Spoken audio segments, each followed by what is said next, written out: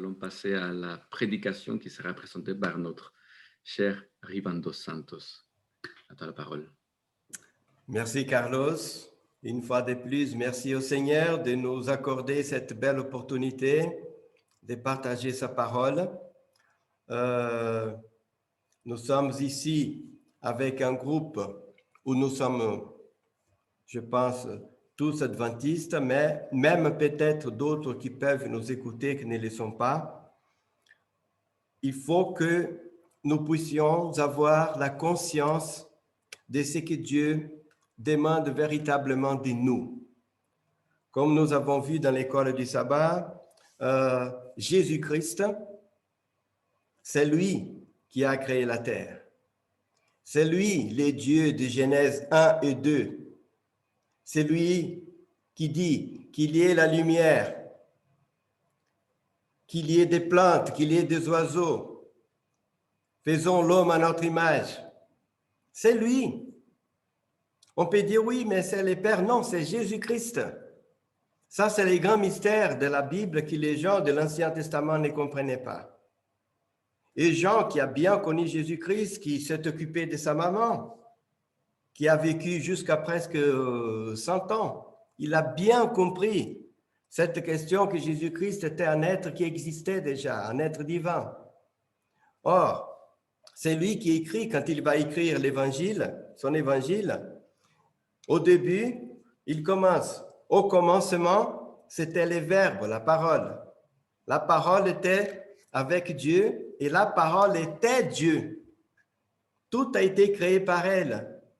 Et sans elle, rien n'a été fait. Et après, il dit, et la parole s'est fait chair et a habité avec nous. On l'a vu, on l'a touché. Ce n'est pas le Père qui est devenu chair, c'est Jésus-Christ. Pourtant, c'est Dieu qui parle la parole, qu'il y ait la lumière. Faisons l'homme à notre image. C'est Jésus-Christ. Moi, je comprends comme les mystères d'un couple. S'il y avait un extraterrestre ici, que je devais lui expliquer qu'est-ce que c'est un couple, un homme, une femme, un bébé, après, ils vont dire, mais Rivan, ton fils est ton fils aussi. J'ai dit, oui, c'est mon fils. Alors, il est sorti de ton corps. Oui. Mais il a grandi dans les corps de ma femme. C'est la femme qui peut faire grandir les bébés à l'intérieur. Et il va sortir du corps de la femme, pas du mien, en tant qu'être. Mais il est aussi ton fils, il a aussi ton ADN, oui. Mais il a été formé, il a été nourri dans les corps de la femme. C'est comme ça que la terre, la création est sortie de la parole de Jésus-Christ. Et c'est Jésus s'est fait chair. Alors c'est Dieu, probablement, c'est Dieu qui dit à Moïse d'aller faire sortir le peuple d'Israël d'Égypte, qui donne les 10 commandements. C'est Jésus-Christ. Pourquoi c'est important? Parce que ce que nous allons voir aujourd'hui, c'est que nous parlons beaucoup des commandements de Dieu, nous, adventistes, et c'est vrai. On va voir tout à l'heure, je vais partager l'écran. Notre Église, parmi toutes les autres églises chrétiennes, qui annoncent aussi le salut en Jésus-Christ, les autres aussi annoncent le salut en Jésus-Christ. Tous les chrétiens sont baptisés au nom de Jésus-Christ. Alors, ils font aussi une mission pour Dieu. Ils sont tous les peuples de Dieu.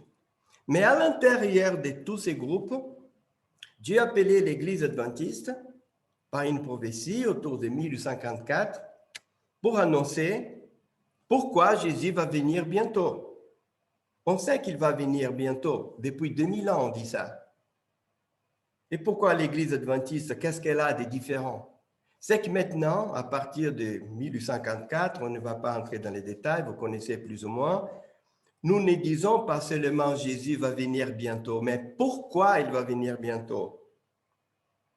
Parce que notre Église a compris par l'Esprit de Dieu, par sa volonté, que tous les plans du salut, tous les ministères du Christ pour solutionner les problèmes du péché étaient symbolisés dans les sanctuaires d'Israël.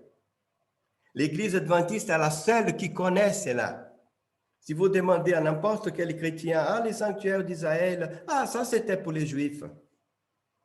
Mais nous avons compris, parce que Dieu nous a choisis pour cela, pas parce que nous sommes mieux que les autres, démontrer que tout ce qu'on faisait dans les sanctuaires d'Israël était les plans du salut. Et Jésus a accompli, par exemple, il est venu au monde, il est mort sur la croix, c'était la brebis qui mourait. Ensuite, il est monté au Père dans les sanctuaires. Et en 1854, il a commencé l'avant-dernière étape qui est le jugement d'Israël. C'était au jour des expiations. En une seule journée, il purifiait, faisait disparaître les péchés. C'était la dernière fête avant l'hiver. Toute l'année, c'était les plans du salut. Ensuite, on lâchait les boucs chargés de péchés dans les déserts. Ils disparaissaient pour toujours. Pour nous, dans notre compréhension, c'est après les milléniums que Dieu va faire disparaître les péchés pour toujours. Mais ce qui compte, c'est que cette avant-dernière étape, ce jugement, quand Jésus va finir cela, il vient nous chercher. Et c'est pour ça que Dieu a suscité un mouvement parmi les chrétiens pour dire, attention, ça va être vite là maintenant. Ça ne va plus durer 1000 ans, ni 500 ans. Ah oui, mais vous, adventistes, vous commencez à dire ça depuis presque 200 ans. Oui, mais qu'est-ce que c'est 200 ans par rapport à 4, 5, 6 000 ans qu'il les péchés là? Ce n'est rien. Et aujourd'hui, l'Église adventiste, je vois qu'il y a beaucoup de personnes qui viennent d'Amérique du Sud, d'autres parties de l'Europe, qui ont une tradition, comme moi, du Brésil. Nous avons une tradition d'un adventisme très centralisé sur la question du sabbat. Et c'est vrai, les premiers messages, craignez Dieu, donnez-lui gloire, car l'heure du jugement est arrivée. L'heure du jugement, voilà. Il avait un moment précis. Ce n'est pas le jugement est arrivé, c'est l'heure. C'est le moment le plus précis dans la Bible, parce qu'il n'a pas minute ni seconde. Il y a année, mois, semaine, jour et heure. Alors Dieu a choisi les termes les plus précis. L'heure du jugement est arrivée. Parce que ça s'est passé l'après-midi du dixième jour du 7e mois. C'était les jours des expiations. L'heure du jugement. Craignez Dieu. Parce que c'est Dieu qui juge, pas Jésus-Christ. Et adorez celui qui a fait les cieux et la terre. Qui a fait les cieux et la terre? Jésus. Alors, les premiers messages nous appellent à craindre Dieu, respecter parce qu'il va commencer le jugement. Et attention, il faut adorer en tant que sauveur Jésus-Christ, c'est lui qui a fait les cieux et la terre. Des fois, nous pensons qu'on appelle à adoration à Dieu. Non, c'est à celui qui a fait les cieux et la terre. Parce que Dieu sait qu'à la fin des temps, on aurait pu parler de cela, mais à un autre moment, ce qui va se passer à la fin des temps, c'est qu'on va nier que Jésus-Christ est notre sauveur. C'est comme ça que ça a commencé au ciel avec Lucifer. Il voulait être supérieur à Jésus. Et comme Dieu, il a toujours contesté la place de Jésus-Christ. La bagarre de Satan n'est pas contre Dieu le Père. Il n'a rien contre Dieu. Son problème, c'est contre Jésus. Il a dit, je serai au-dessus de tous, je serai comme le Très-Haut, pas plus haut. Ensuite, quand Jésus vient ici, le Père dit, toi, tu es mon fils. Et Satan dit, si tu es le fils de Dieu. Ensuite, il va faire, pendant l'histoire de l'Église, tout de suite, les gens ne pas croire que Jésus-Christ est d'origine divine. C'est la lutte de Satan. Et dans tous les évangiles, dans tous les livres de Paul, de Pierre, on voit les faux docteurs, les gens qui ne voulaient pas croire que Jésus-Christ est le Fils de Dieu. Et c'est important pour notre théologie. Nous le savons que Jésus est d'origine divine parce que l'Église a déjà décidé de cela depuis le 7e siècle. L'Église a bien lutté contre tous les chrétiens qui ne croyaient pas. Hein? Et elle a pratiquement forcé les gens à croire que Jésus-Christ est d'origine divine. Aujourd'hui, tout le monde croit que Jésus est d'origine divine. Si Jésus est d'origine divine, Quand on va parler des commandements, des fois nous pensons au 4e commandement, nous connaissons les textes de l'Apocalypse, quand nous parlons de nous adventistes, et je ne conteste rien, hein, c'est juste pour aller un peu plus loin, pas pour contester ce que dit notre Église, qui est merveilleux. Voici ce que les peuples de Dieu, ceux qui gardent les commandements de Dieu et qui ont la foi de Jésus, l'esprit de prophétie. Vous connaissez ce verset, que tous les adventistes nous disons. La marque du peuple de Dieu, c'est ceux qui gardent les commandements de Dieu, qui ont les témoignages de Jésus. Et voilà. Et nous sommes les seuls chrétiens qui gardons véritablement les commandements, surtout les 4e. Et on a misé toute notre théologie sur le 4e commandement contre les premiers jours de l'adoration. Sceau de Dieu, marque de la bête. Je ne vais pas contester cela, mais ce que je veux appeler l'attention, c'est qu'on va faire, c'est de lire des textes bibliques pour montrer qu'il faut faire attention. C'est un message que nous devons rappeler, que le sabbat est important, c'est le seul jour qui a été béni. Dieu n'a pas béni un autre, Dieu n'a pas sanctifié un autre. Même si les catholiques, les protestants et les autres veulent aller dimanche à l'église pour honorer la résurrection du Christ, ils ne sont pas en train de pécher, mes amis. Ils ne sont pas en train de pécher. Parce qu'ici, l'Église, tous les chrétiens, il ne faut pas simplement critiquer les catholiques et les protestants, et Martin Luther, et Zwingli, et Calvin, qui nous érigeons comme des hommes qui ont fait une belle réforme. Pourquoi ils n'ont pas connu les sabbats? Pourquoi Dieu n'a pas montré les sabbats à ces hommes-là? Et jusqu'à aujourd'hui, personne ne connaît les sabbats que nous. Est-ce que c'est parce qu'ils sont tous méchants, tous apostates, tous contre Dieu? Mais on n'aura pas le temps de discuter cela. Et pourquoi Dieu? C'est Dieu, quand il veut, il fait les choses. Quand il a voulu chercher Israël en Égypte, il a mis Pharaon où il voulait, il a fait sortir son peuple. Il aurait pu faire sortir son peuple une journée. Il n'aurait même pas eu besoin de demander à Pharaon. Mais il a respecté Pharaon. Il a dit, laisse partir mon peuple. Tu l'as accueilli, merci, laisse partir mon peuple. Il a demandé 10 fois, il n'a pas laissé. Bon, tu as tué nos enfants, maintenant je vais tuer les tiens aussi. Mais Dieu a respecté. Quand Dieu veut, il a envoyé son fils. Quand il veut, il fait les choses. Pourquoi il n'a pas donné la connaissance du sabbat avant 1844? Il faut demander à Dieu, mais on n'a pas ici le temps de discuter. Des fois, nous mettons là, si Dieu n'avait pas suscité l'Église adventiste avec Ellen White, notre Église n'aurait jamais existé. Jamais. On n'aurait jamais compris la question du sanctuaire. Jamais. On a commencé à comprendre, c'est par des visions d'Ellen White qu'elle a confirmé. Dieu a même donné une liste de versets bibliques.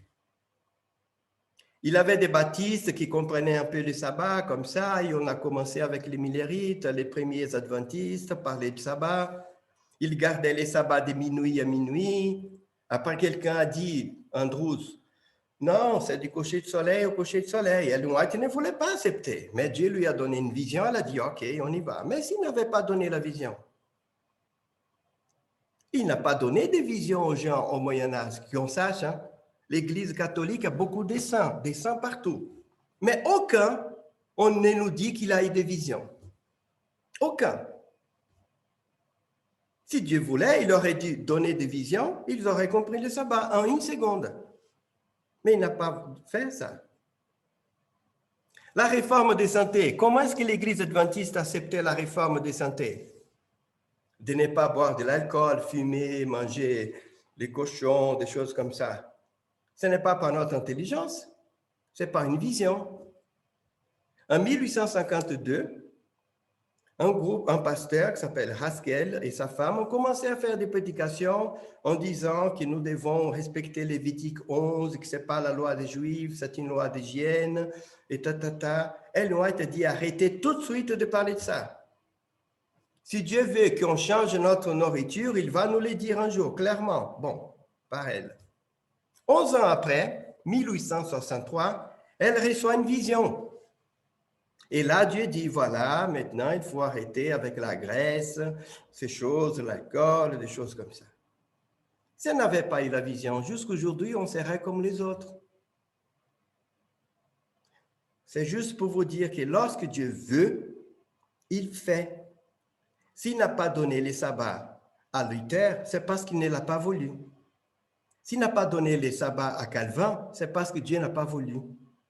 Si Dieu n'a pas donné les sabbats à Zwingli et à tous les autres réformateurs, c'est parce qu'il n'a pas voulu. Ou alors vous allez dire que tous ces réformateurs sont méchants, qu'ils savaient très bien la question du sabbat, mais qu'ils se sont révoltés. Mais si vous dites ça, vous êtes contre notre message que nous disons que la réforme est suscitée par Dieu et magnifique, merveilleux. Vous voyez comment la chose est plus compliquée.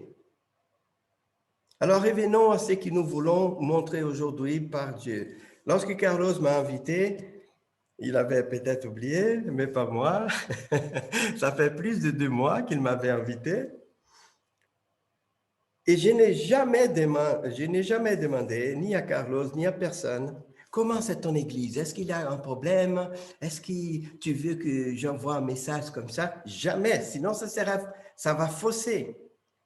Alors, je ne savais pas si j'allais faire la prédication à une église à Bruxelles ou à vous. Je ne savais pas. Je ne demande pas. J'ai pris et je demande au Seigneur de m'inspirer quel message et que ça soit déjà bien pour moi. Et j'ai préparé ce message et qui est venu exactement avec le message de l'école du sabbat, qu'on parle d'amour, que Dieu dit, attention, vous les Juifs, vous aimez pratiquer beaucoup de choses, les sabbats, les jeûnes, beaucoup de choses, mais il faut bien aider les autres. Miséricorde, l'amour. Et qu'est-ce que Dieu dit à l'Église adventiste encore aujourd'hui, à tous les chrétiens? C'est la même chose. C'est la même chose. Et nous allons lire plusieurs versets, il y en a beaucoup, hein? Il y en a beaucoup, mais vous aurez après, c'est enregistré, si vous voulez après revenir. La logique est la suivante. Dieu nous dit par Jésus-Christ, qui est Dieu aussi, qui a l'autorisation sur la terre de dire des choses comme s'il était vraiment Dieu. Ivan, tu peux faire tout ce que tu veux.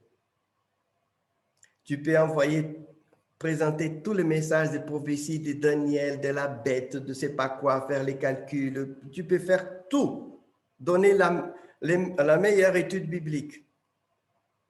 Mais la chose la plus importante, c'est que tu développes l'amour envers ton prochain. C'est comme ça, Rivan, qu'on va connaître que moi, je suis le Fils de Dieu.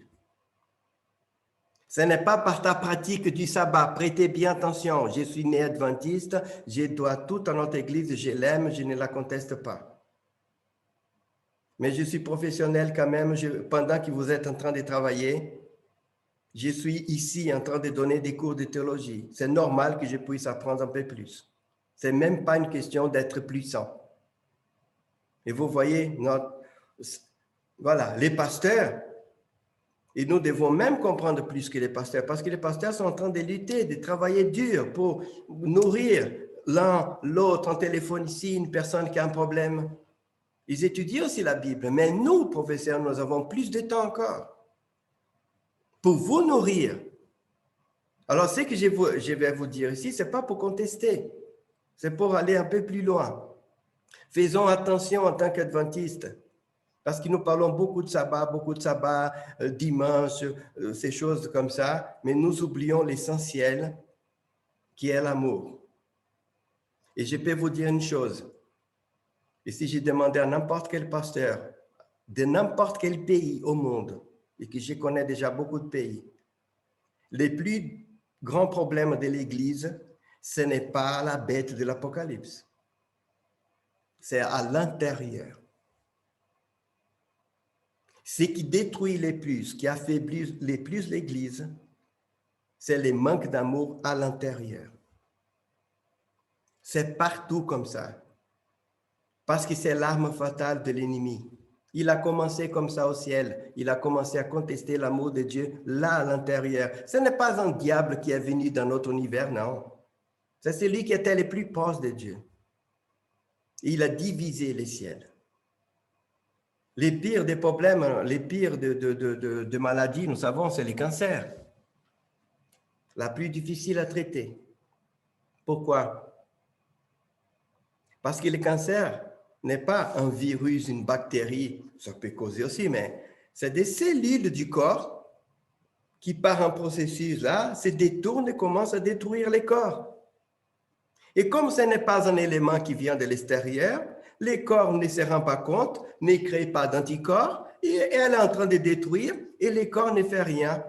Et quand on sait, on dit, ah, tu as un cancer au cerveau, hein, tu n'as plus que pour 2 mois. Mais je ne sentais rien. Ah, bien sûr, parce que c'est tes cellules elles-mêmes qui te détruisent.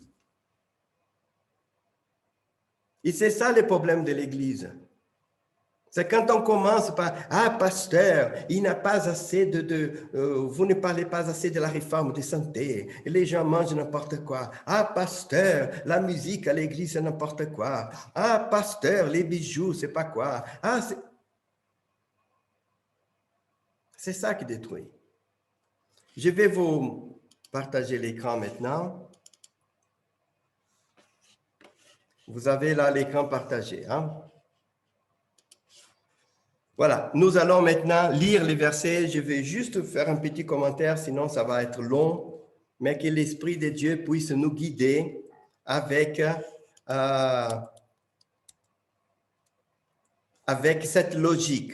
Prêtez bien attention comment Dieu exige de nous, par Jésus-Christ, que nous puissions nous aimer. On commence par ce verset de Marc, c'est la transfiguration. Vous vous souvenez, Élie et Moïse leur apparurent s'entretenant avec Jésus. Alors, Moïse et Élie sont en train de parler avec Jésus. Pierre va prendre la parole aussi pour dire quelque chose. J'ai coupé là parce que ce n'est pas important. Mais une nuée vient les couvrir. Et de la nuée sortit une voix. C'est Dieu le Père qui parle. Celui-ci est mon fils bien-aimé. Écoute-le. Parce que Pierre a pris la parole et Dieu, au fond, nous dit, il faut que vous écoutiez Jésus-Christ. Plus qu'Élie encore, plus que Moïse, plus que Pierre, c'est Jésus-Christ que vous devez écouter. Aussitôt, les disciples regardèrent tout autour, ils ne virent que Jésus seul avec eux. Intéressant. Voilà, premier thème qui va couvrir toute cette présentation, c'est que Dieu le Père nous dit, Rivan, écoute Jésus. Et qu'est-ce que Jésus a à me dire aujourd'hui? Vocation de l'Église adventiste, juste quelques détails. Vous vous souvenez? Ça, c'est William Miller, qui est en train de parler du retour du Christ. Mouvement millerite, parce que c'était William Miller. Ce n'était pas encore les adventistes. Il proclamait le retour du Christ. Il ne savait pas que c'était le sanctuaire. Il pensait que c'était le retour du Christ. D'abord, c'était pour 1843. Ensuite, ils ont affiné la prophétie pour 1844. Vous voyez peut-être ici la souris, juste derrière Miller, il y a un tableau. Vous voyez la statue de Daniel, chapitre 2 et 7, avec tous les animaux, tous les calculs tels que nous connaissons encore aujourd'hui, ont été développés par les millérites. Ce n'est pas l'Église adventiste du 7e jour, c'est les millérites qui ont développé toute cette compréhension de la bête, de la petite corne, voilà. Les millérites, c'était des presbytériens, des baptistes, des méthodistes, et vous connaissez un peu l'histoire. Jésus n'est pas venu le 22 octobre.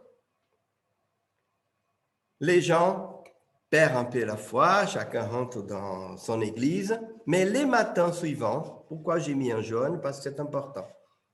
La grande déception, le 23 octobre, Iran Edson, qui est au centre ici, a réuni quelques amis pour prier dans un cellier. Ils priaient Dieu afin de connaître le chemin de la vérité. Ils ont dit, mais mon Dieu, ça fait plus de 20 ans qu'on fait des calculs. La prophétie était tellement précise. C'était le 22 octobre 44, le retour du Christ, mais il n'est pas venu, ce n'est pas possible. La prophétie de Daniel 8, 9, il demande à Dieu de dire qu'est-ce qui s'est passé. Et pourquoi j'ai mis les 23 ici? Parce que c'était les 23 au matin. Dieu n'a pas révélé cela avant. Parce que la prophétie dit, l'heure du jugement est arrivée et non va arriver. Pourtant, Dieu n'allait révéler lorsqu'il a dit, j'ai entendu un ange qui disait, craignez Dieu, car l'heure de son jugement est arrivée. Ange, ça veut dire messager en grec. Ça veut dire que Dieu savait qu'un groupe allait donner le message, que le jugement a commencé à partir du 23 et pas avant. Sinon, il aurait dit, j'ai entendu un ange qui avait dit, les jugements arrivent bientôt. Alors, ils auraient compris avant le 22. Mais comme la Bible dit, le jugement est arrivé, on ne va donner ce message qu'après 22 octobre. Vous voyez la logique parfaite de la Bible. On n'a pas le temps de s'arrêter ici, mais c'est juste pour vous dire pourquoi Dieu ne pouvait pas révéler avant. Et qu'est-ce qui s'est passé? Il a révélé le 23. Au matin, ils ont fait la prière et ils rentrent dans leur maison. Et pendant qu'il est en train de rentrer, vous voyez, c'est octobre, hein, il a les maïs, il raconte, il traverse un champ de maïs. Et là, il a une sorte d'un flash, pas une vision, un flash, et qu'il voit que ce n'était pas le retour du Christ en 22 octobre 44, mais le commencement du jugement au ciel. Et d'ailleurs, Daniel 12 nous dit quoi à droite? Toi, Daniel, tiens secrète ces paroles, scelle les livres jusqu'au temps de la fin. Plusieurs, alors, les liront et la connaissance augmentera. Dieu savait que c'était à la fin, vers 1800 quelques, qu'on allait commencer à comprendre. Pourtant, l'Église adventiste est née, son ADN, ça, voilà, c'est la question de la prophétie. Ça, c'est vrai. Nous sommes les seuls groupes chrétiens qui savons que le jugement a déjà commencé au ciel et quand il va finir, Jésus vient nous chercher. Et c'est pour ça que nous devons dire qu'il vient bientôt.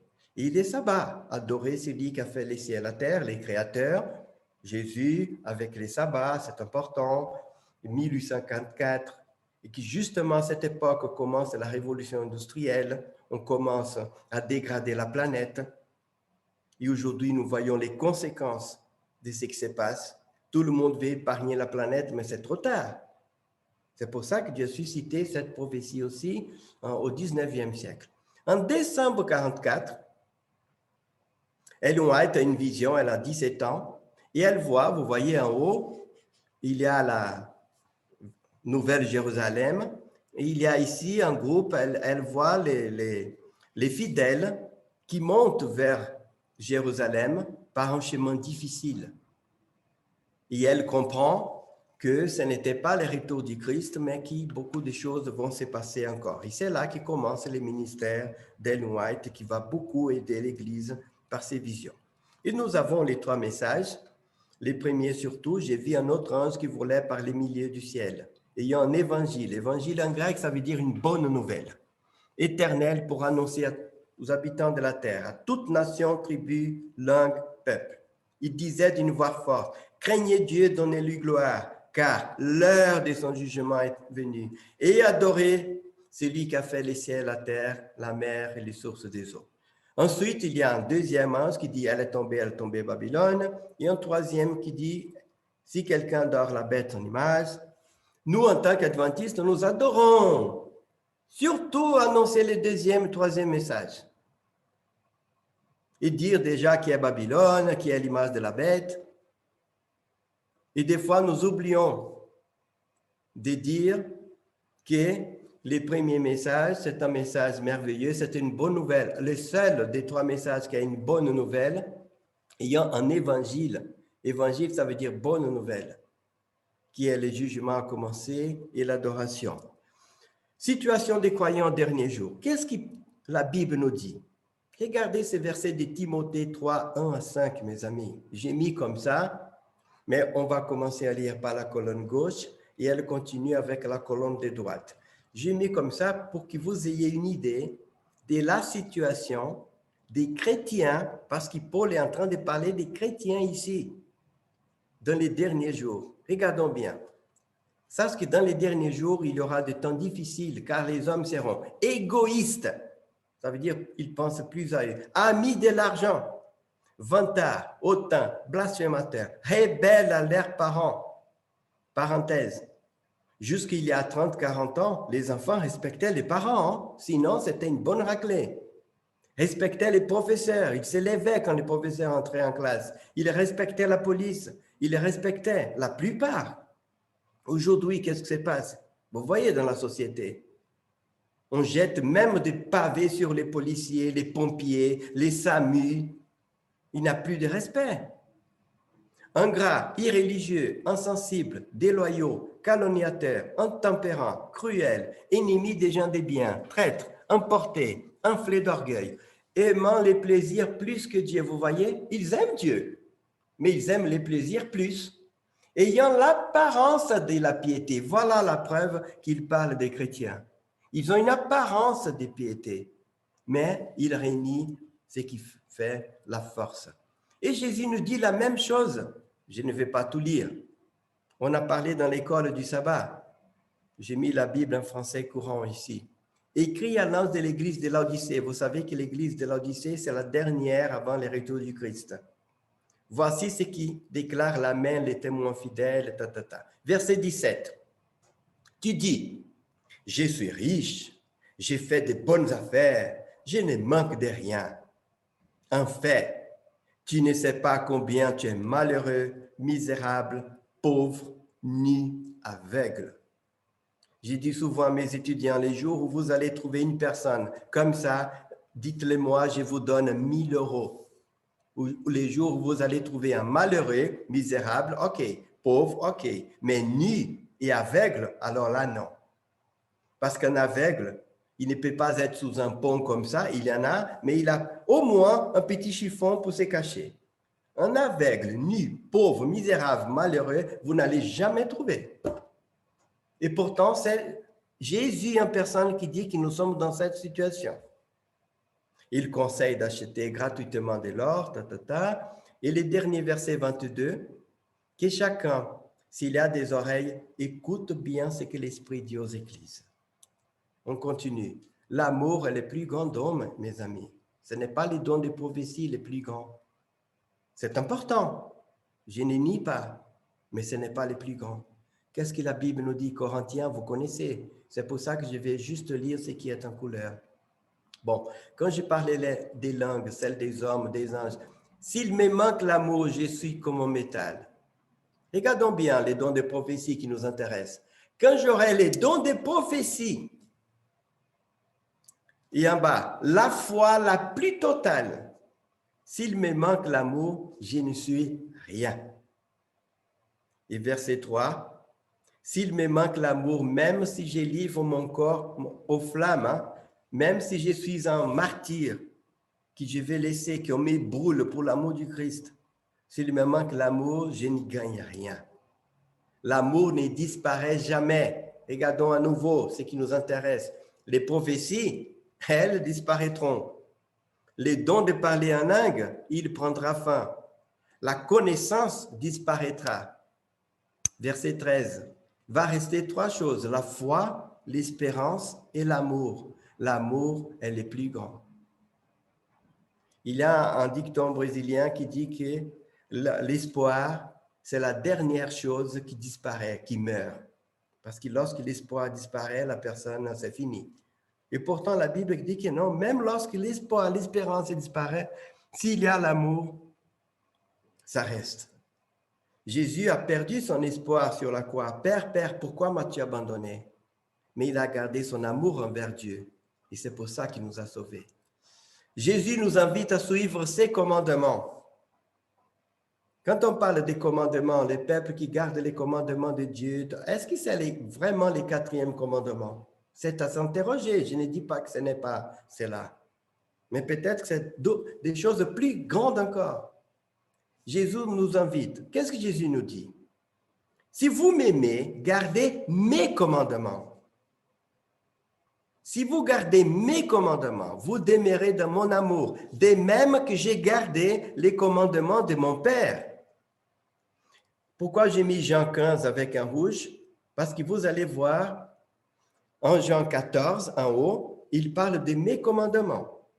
Au chapitre 15, il va dire quels sont ces commandements. Voilà l'explication. C'est ici mon commandement. Aimez-vous les uns les autres comme je vous ai aimé. Voilà, nous, les commandements, c'est d'aimer les uns les autres comme Jésus est notre témoin. Comme je vous aimais, ça veut dire je suis un témoin de cela.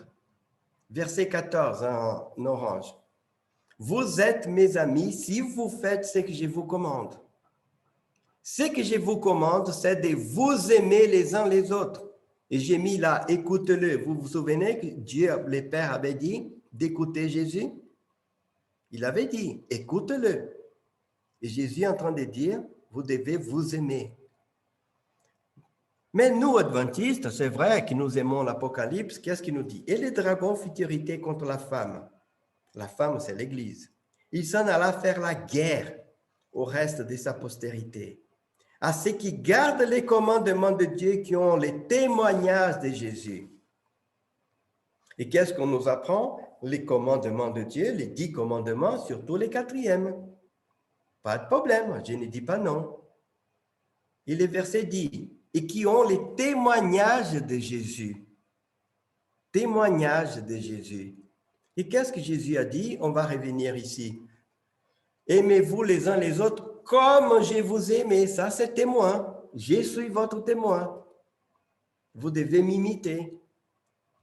Alors, ok, Apocalypse 14 aussi nous parle. C'est le 3e ange, verset 12. C'est ici la persévérance des saints. C'est qui gardent les commandements de Dieu et la foi de Jésus. Oui, continuons comme adventistes à dire, c'est important, les 10 commandements, les 4e, il faut dire aux chrétiens que c'est important, c'est un jour béni. Évidemment, nous devons le faire. Et c'est notre mission. Avec amour, oui. Mais n'oublions pas que Jésus a donné aussi un commandement qui est d'aimer. Il n'a pas dit gardez les 4e commandements pour que les gens sachent que vous êtes de bons chrétiens. Regardons, continuons. Et l'amour consiste à marcher selon ses commandements.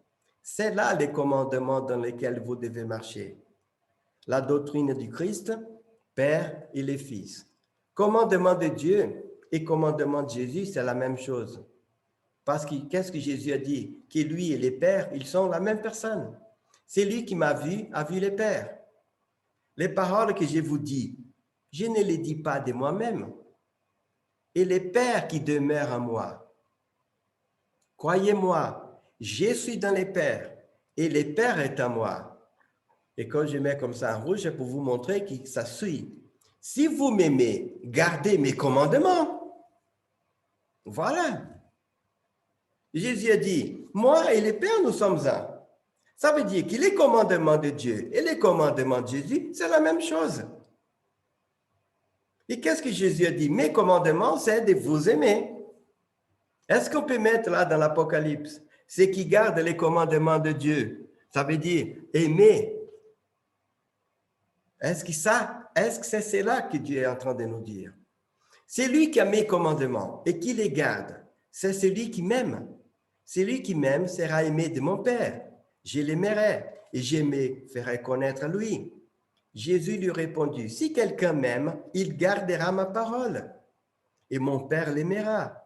Nous viendrons à lui et nous ferons notre demeure chez lui.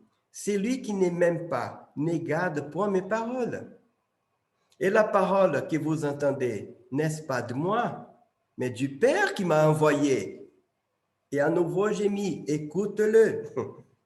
Parce que Dieu avait dit qu'il fallait écouter Jésus. Vous voyez, à chaque fois que Jésus est en train de parler des commandements, il va parler de l'amour. Moi et les pères, nous sommes un. Pourtant, commandement de Dieu, commandement de Jésus, c'est la même chose. Importance de l'unité de l'Église. Vous êtes là en Belgique, des petites églises. C'est vrai que c'est difficile en Europe, plus qu'en Amérique du Sud, de présenter Jésus-Christ. Il y a des facteurs historiques qu'on pourra discuter, mais bon. Jésus n'a pas eu autant de succès à Jérusalem qu'il a eu en Galilée. Paul n'a pas eu beaucoup de succès à Athènes. Et ce n'était pas par manque de foi. Il y a des endroits plus difficiles que d'autres pour accepter les messages. Ça, c'est sûr. Mais si vous voulez vraiment connaître les secrets pour grandir, ce n'est pas simplement de frapper aux portes et donner des études bibliques. Ça, c'est important. Mais il y a une chose plus importante. C'est que vous puissiez vous aimer dans vos différences. Et pourquoi je parle de ça? Parce que je sais que dans toutes les églises, dans le monde entier maintenant, il n'y a plus d'église seulement avec des Français ou des Suisses, des Brésiliens. Tout est mélangé maintenant. Et quand on mélange des cultures, c'est plus difficile d'accepter les différences. Les Romains, ils ont une certaine façon d'être adventistes. Les Belges, une autre, différente. Les Français aussi. Les Sud-Américains sont différents. Et quand vous vous retrouvez tous dans la même église, c'est facile. Je ne dis pas ça parce que je sais à propos de vous que je ne le sais pas. Mais c'est partout comme ça.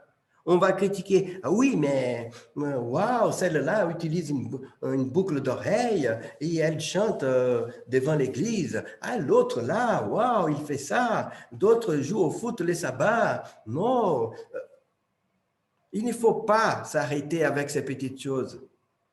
Ça, c'est les pharisiens qui faisaient avec Jésus. Pourquoi tu ne laves pas les mains? Pourquoi tu ne gênes pas? Pourquoi tu manges avec certaines personnes? Ce n'est pas ça le plus important. Il faut vraiment respecter la culture des autres. Oui, mais l'apôtre Paul dit que, ok, mais il comprend différemment. Oui, mais Dieu est le même partout. Ok, mais nous ne sommes pas les mêmes. Quand vous avez un enfant de 5 ans, vous élevez d'une façon. Quand il a 20 ans, vous élevez d'une autre façon. Vous êtes les mêmes, mais pas l'enfant. Dieu ne peut pas exiger d'un Belge, d'un Suédois, un adventisme comme celui du Brésil, de Colombie, du Pérou, de Rwanda. C'est impossible. On n'a pas la même mentalité. Déjà, nous croyons au même Christ. Nous sommes frères en Jésus-Christ et beaucoup d'autres choses. Nous connaissons les sabbats, la réforme des saints. C'est déjà essentiel. On ne va pas se concentrer sur des petits détails. Les jours de la Pentecôte, regardons bien, ils étaient tous ensemble dans les mêmes lieux. L'unité. Je ne vais pas vous lire, mais après, vous pouvez regarder à nouveau. Acte 2. Mes amis, regardons la liste de tous les gens qui ont été baptisés. Parthes, Mèdes, Élamites, ceux qui habitent en Mésopotamie, Judée, Cappadoce, Pont, Asie, Phrygie, Pamphylie, Égypte, Libye, Cyrène, Rome, Crétois, Arabes. Ils ont été baptisés. C'est ça qui fait partie des 3000. Ceux qui acceptèrent la parole furent baptisés. Le nombre des disciples augmenta de 3000. Ils persévéraient dans l'enseignement des apôtres, dans la communion fraternelle, étaient dans les mêmes lieux. Encore un jaune. Tous ensemble. Et quel était le secret? En bleu, en bas. Et les seigneurs ajoutaient chaque jour à l'église. Voilà, mes amis. Ils avaient les mêmes défis que vous. Ils venaient tous des pays différents. Ils avaient des mentalités différentes. Ils ont été baptisés, mais ils essayaient de vivre dans l'unité. Et Dieu faisait grandir l'Église. Maintenant, je ne vais pas lire tous les détails à cause du temps. Regardons bien. Chaque fois que j'ai mis les chapitres en rouge, c'est pour vous montrer combien de fois dans les livres d'Actes des Apôtres, chapitre après chapitre, on parle que l'Église grandissait. Et à chaque fois qu'on dit que l'Église grandit, on dit que l'Église était dans l'unité. Regardons bien maintenant. On a parlé de ça ici. Acte 4. Cependant, beaucoup de ceux qui avaient entendu la parole crurent, et le nombre des hommes s'éleva à environ 5000. Juste en bas, le nombre de ceux qui croyaient au Seigneur s'augmentait de plus en plus. Nombre des disciples augmentait. La main du Seigneur était avec eux. Un grand nombre de personnes crient à se convertir au Seigneur. Il exhorta tous à rester d'un cœur ferme attaché au Seigneur. Une foule assez nombreuse se joignit au Seigneur. 12. La parole de Dieu se répandait de plus en plus et le nombre de disciples augmentait. Et quel était le secret? Là, chapitre 2. On va lire. Ceux qui acceptèrent la parole furent baptisés, le nombre augmentait. Verset 42. Ils persévéraient dans l'enseignement des apôtres, dans la communion fraternelle, dans la fraction du pain, dans les prières. Tous ceux qui croyaient étaient dans le même lieu. Ils étaient chaque jour tous ensemble, assidus au temple, dans les maisons, louant Dieu et trouvant grâce. Ils n'étaient pas dans la désunion, dans la critique, sinon Dieu ne pouvait pas faire grandir. Dieu nous invite à vivre cette unité aujourd'hui. Qu'est-ce que Paul nous dit? Ainsi donc, comme des élus de Dieu, saints et bien-aimés, revêtez-vous d'entrailles de miséricorde, de bonté, d'humilité, de douceur, de patience. Supportez-vous les uns les autres, et j'ajoute, avec vos cultures différentes. Pardonnez-vous réciproquement, de même que Christ vous a pardonné. Mais par-dessus toutes choses, revêtez-vous de l'amour. Voilà, mes amis. Par-dessus tout. Ce n'est pas comprenez bien les prophéties pour expliquer aux autres. C'est important aussi. Ça, c'est important. Mais ce n'est pas le plus important. Revêtez-vous de l'amour qui est le lien, la colle de la perfection. Et que la paix du Christ à laquelle vous avez été appelés pour former un seul corps règne dans vos cœurs. Vous voyez, Paul est en train de parler aux chrétiens. Il savait, il faut maintenir l'amour. Que la parole de Christ habite parmi vous abondamment. Instruisez-vous, exhortez-vous. Voilà, l'enseignement est important. Enseigner les prophéties, les sabbats, tout ça c'est important. En toute sagesse, par des psaumes, par des hymnes, par des cantiques spirituels, chantant à Dieu dans vos cœurs sous l'inspiration de la grâce. Et quoi que vous fassiez en parole ou en œuvre, faites tout au nom du Seigneur Jésus, en rendant par lui des actions de grâce. Tout ce que vous faites, faites-le de bon cœur, comme pour le Seigneur. Conclusion. La plus importante prière de Jésus était aussi pour nous. C'est ça qui me touche beaucoup. C'est le chapitre 17 de Jean, avant que Jésus aille en Gethsémani, après la Sainte Seine. Juste quelques mots, regardons bien. Ça me touche beaucoup ce qui est écrit en rouge. Bon, juste avant. Après avoir ainsi parlé, Jésus leva les yeux au ciel et dit, « Père, l'heure est venue. » Mes amis, si on pouvait s'arrêter ici, mais on n'a pas le temps. Père, l'heure est venue. Ça veut dire, on y va maintenant.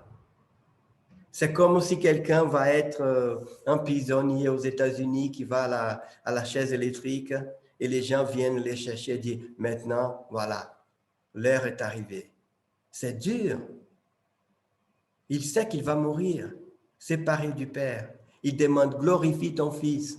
Verset 8, car je leur ai donné les paroles que tu m'as données. Voilà. Verset 11, Père Saint, garde en ton nom ce que tu m'as donné. Maintenant, mes amis, je vous appelle attention pour tout ce qui est écrit en bleu. C'est la même chose. 5 fois, en quelques versets, Jésus répète que nous soyons tous un. Que nous soyons un. Que nous soyons un, que nous soyons un, que nous soyons un. Il savait que les grands problèmes de son Église, ça ne serait pas la persécution des païens. Il ne dit pas, Père, qu'il soit fort parce que les Romains, les païens vont le maltraiter. Il ne dit rien de ça. Il sait que les grands problèmes de son Église seront les manques d'amour. C'est pour ça qu'il dit qu'ils soient un. Verset 20.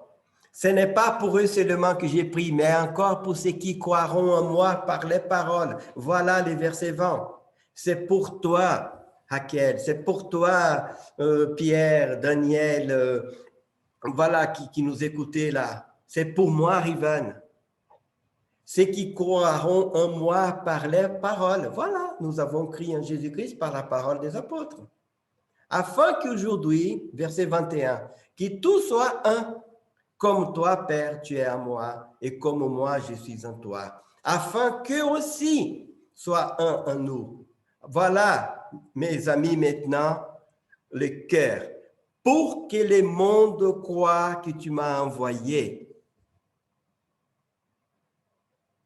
Vous voyez, si on veut que le monde croie que Jésus-Christ a été un envoyé de Dieu, ce n'est pas par l'explication de Daniel 2, les prophéties, la bête, tout ça c'est important, mais ce n'est pas pour ça qu'ils vont croire en Jésus-Christ. C'est s'ils voient que les chrétiens s'aiment, qu'il y a l'amour. Comme moi, je traite mon voisin qui a un chien qui aboie tout le temps, comment est-ce que je vais le traiter? Ou comme s'il y avait mon patron qui est injuste avec moi, comment est-ce que je vais les traiter? Comment est-ce que je vais traiter mon épouse, mon époux, mes enfants? Est-ce que j'ai la patience, l'amour? C'est ça. Verset 22.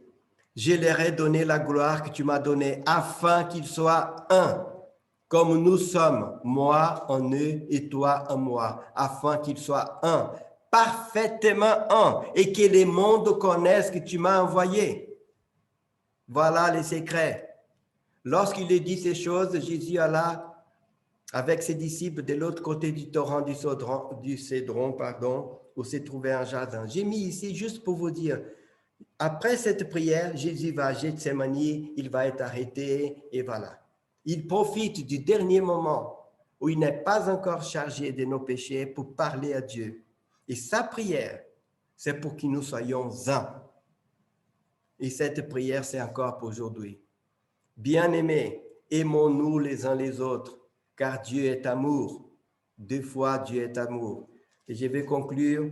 Au moment de conclure, j'ai dit, mais quel verset je vais mettre pour conclure? Alors, j'ai mis 2 fois. Puisque Dieu dit, faisons l'homme à notre image. Ça veut dire que si Dieu est amour, nous aussi, si nous sommes l'image de Dieu, nous devons être amour. Mes amis, Dieu ne nous aime pas. Hein? Dieu ne nous aime pas. Il est amour. Moi, je peux jouer au foot, mais je ne suis pas un joueur de foot professionnel. Si la Bible disait « Dieu nous aime », oui, mais j'aurais pu dire « Ah, il nous aime », mais peut-être qu'il peut ne nous aimer. Oui, c'est possible. Mais la Bible ne dit pas ça, il a dit que Dieu est amour. Il est, c'est son être. Alors, si nous avons été créés à son image, il faut que nous ayons ces dons d'être amour et pas simplement d'aimer. J'avais mis comme dernier, c'est pour ça que j'ai mis les 3 points en dernier. Mais non, pour moi, les plus importants, c'est ces versets-là. C'est les derniers d'aujourd'hui. Jésus qui parle, je vous donne un commandement nouveau. Aimez-vous les uns les autres, comme je vous ai aimé. Vous aussi, aimez-vous les uns les autres. À ceci, tous connaîtront que vous êtes mes disciples, si vous aimez, si vous avez de l'amour les uns pour les autres. Ce n'est pas écrit. À ceci, tous connaîtront que vous êtes mes disciples, si vous expliquez bien les prophéties, si vous gardez bien parfaitement les sabbats. Ce n'est pas ça qui est écrit. Même si le sabbat est important, les prophéties sont importantes. Mais Jésus dit, un commandement, comme, voilà, nous avons les 2 termes, garde les commandements et qui ont les témoignages de Jésus, comme je vous aimais, c'est témoignage de Jésus. Que le Seigneur nous bénisse. Je vais arrêter le partage pour vous voir si vous dormez. Que le Seigneur nous bénisse. Et vous savez que ça reste bien clair. En tant qu'adventiste et des naissances et professeur qui forme des pasteurs, j'ai la responsabilité d'honorer notre Église, de l'aimer, de la soutenir. Et c'est ce que j'ai fait. Nous avons un message merveilleux de prophétie, du sabbat. Tout ça, c'est un bijou que Dieu nous a donné. Mais pour que ce message-là puisse être efficace, il faut que dans nos foyers, que dans notre travail, que personne ne nous voit, à l'école, dans notre voisinage, que nous puissions demander à Dieu les dons de l'amour. C'est un don de Dieu. Aimer nos amis, nos familles, ce n'est pas un don de Dieu. C'est un don naturel qu'il a donné même aux animaux. Même la chienne va protéger son petit chien si vous vous approchez. Mais elle ne va pas protéger les petits chiens de l'autre. Même les athées aiment aussi leurs amis. Ça, c'est un amour naturel que Dieu a donné à tout le monde. Mais les dons de l'amour, qui est d'aimer, de faire du bien pour ceux qui nous font du mal, ça, nous devons demander à Dieu parce que nous ne les possédons pas. Et j'ai conclu avec cela. J'ai participé depuis 30 quelques années, mes amis, quand je suis arrivé en Europe, à des groupes mixtes, brésiliens, portugais, suisses, français, espagnols, américains du Sud, voilà. Et je sais comme c'est facile de se critiquer les uns les autres pour certaines pratiques. C'est un piège. Des fois, on critique même l'accent au moment de chanter. Ah, je n'aime pas l'accent. Entre Brésiliens et Portugais déjà. Ils voulaient séparer un jour, excuse-moi si ça va rester enregistré, mais bon, des fois, on voulait séparer la communauté parce que les gens disaient « je n'aime pas l'accent de ce... » Et après, on va donner des études bibliques aux voisins pour qu'ils deviennent chrétiens et qu'ils aiment Jésus. J'ai dit ça, mais avec amour, hein? C'est parce que je suis latin. Et je dis ça en italien aussi. Hein? Alors, ça chauffe un peu, mais c'est avec amour. Parce que je ne suis mieux que personne. Mais faisons attention. Ne nous critiquons pas. Ça affaiblit. Moi, je suis papa quand même, comme beaucoup d'entre vous. La pire des choses, pour moi, ça serait un jour de Noël, un jour d'anniversaire, de fête de mariage. Tous mes enfants sont là. Ils disent « Ah, papa, je t'aime, voici un cadeau, ta, ta, ta. » Et après, je sais que l'un de mes enfants critique l'autre par derrière pour ses amis. Et après, il vient m'embrasser et dit « Ah, papa, je t'aime », en train de critiquer son frère. Ah, je n'aimerais pas ça. Hein? Je n'aimerais pas ça. Alors que nous puissions cultiver, demander au Seigneur, il faut demander, Seigneur, donne-moi l'amour du Christ. Aide-moi à aimer celui qui est différent de moi, à avoir la patience. Et que le Seigneur nous bénisse afin que notre parole, notre prédication puisse avoir plus de puissance. Merci de votre attention. Et ce que je vous ai dit, ce n'est pas pour tirer les oreilles des personnes. C'est une expérience que je partage parce que je sais que c'est très important, parce que plus on va s'approcher de la fin, plus les gens auront moins d'amour. On voit dans la société et partout. Et si nous voulons que les gens puissent connaître le Christ, il faut demander ces dons-là. Merci de votre attention et que le Seigneur nous bénisse. Merci, Amen. Carlos. Amen. Merci, Rivan.